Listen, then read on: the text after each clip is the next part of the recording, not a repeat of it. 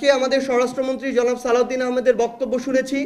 সেখানে শহীদ পরিবার এবং জুলাই যোদ্ধা আমাদের যারা রয়েছেন তাদেরকে নিয়ে যে আয়োজন আমাদের মাননীয় প্রধানমন্ত্রীও ছিলেন, সেখানে স্বরাষ্ট্রমন্ত্রী জনাব সালাউদ্দিন আহমেদ স্পষ্টভাবে বলেছেন যে এই আওয়ামী লীগ হচ্ছে গণহত্যাকারী রাজনৈতিক দল, রাজনৈতিকভাবে এই আওয়ামী লীগের পতন হয়েছে এবং দল হিসেবে আওয়ামী লীগের বিচার করা হবে।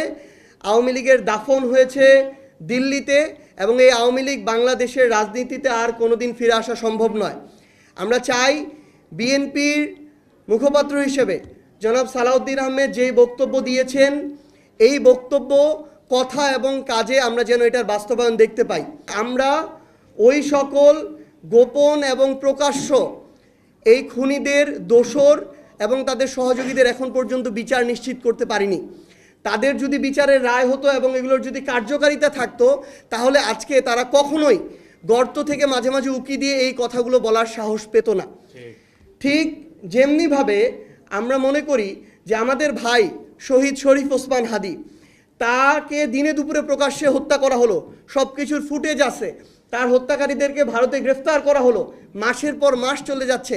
তাদেরকে ফিরিয়ে এনে যখন বাংলাদেশে, যেটা শুধু বাংলাদেশ না পুরো বিশ্বে একটা সাড়া ফেলে দিয়েছিল, পুরো বিশ্ব বিবেককে নাড়িয়ে তুলেছিল, সেই আসামিদেরকে যখন এনে বিচার নিশ্চিত করা যাচ্ছে না, তখন আসলে ওই গণহত্যাকারীর সহযোগীরা কিংবা গণহত্যার দোষরা এভাবে সাহস পাবে, আস্ফালন শুরু করবে।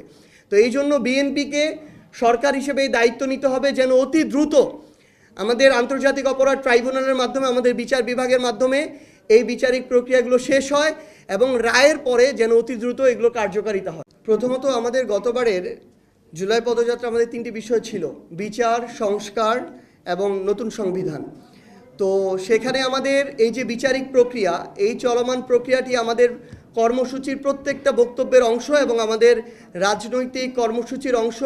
এটা শুধু পার্টি হিসেবে জাতীয় নাগরিক পার্টি এনসিপির চাওয়া নয়। আমরা মনে করি যারা জুলাই অভ্যুত্থানে অংশগ্রহণ করেছে, যেই দলেরই হোক, যেই ধর্মের হোক, যেই মতের হোক, প্রত্যেকেই তাদের জায়গা থেকে চাইবে যে আমাদের এই যে প্রয়োজনীয় সংস্কারগুলো, যেগুলো গণভোটে রায় হয়েছে, সেই সংস্কারগুলো হতে হবে এবং যারা এই স্বৈরাচারী শক্তি ছিল, যারা এই গণহত্যার নির্দেশদাতা, গণহত্যার সাথে জড়িত, তাদেরকে বিচারিক প্রক্রিয়ার মধ্যে নিতে হবে।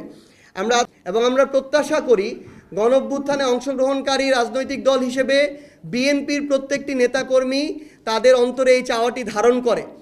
অল্প কিছু আমরা সোশ্যাল মিডিয়ার বিভিন্ন মাধ্যমে আমরা দেখতে পাচ্ছি যে বেশ কিছু মানুষ, যাদের নাম বলে আমরা তাদেরকে ওই গুরুত্বটুকু আরোপ করতে চাই না, তারা জুলাইকে নিয়ে বা এই অভ্যুত্থানকে নিয়ে স্বৈরাচারের পক্ষে, খুনিদের পক্ষে, গণহত্যাকারীদের পক্ষে, যারা 1400 মানুষকে খুনের নেতৃত্ব দিয়েছে, শাপলায় গণহত্যা ঘটিয়েছে, পিলখানায় গণহত্যা একটা ঘটিয়েছে, এই মানুষদের পক্ষে যারা এখনও সাফাই গায়, এটা আমাদের আসলে সামগ্রিক, আমরা যারা জুলাই একসাথে অংশগ্রহণ করেছিলাম, সেটা বিএনপি বলেন, জামায়াত বলেন, এনসিপি বলেন, অন্যান্য রাজনৈতিক দল আছে যারা বলেন, এটা আমাদের সামগ্রিক একটা দায়বদ্ধতা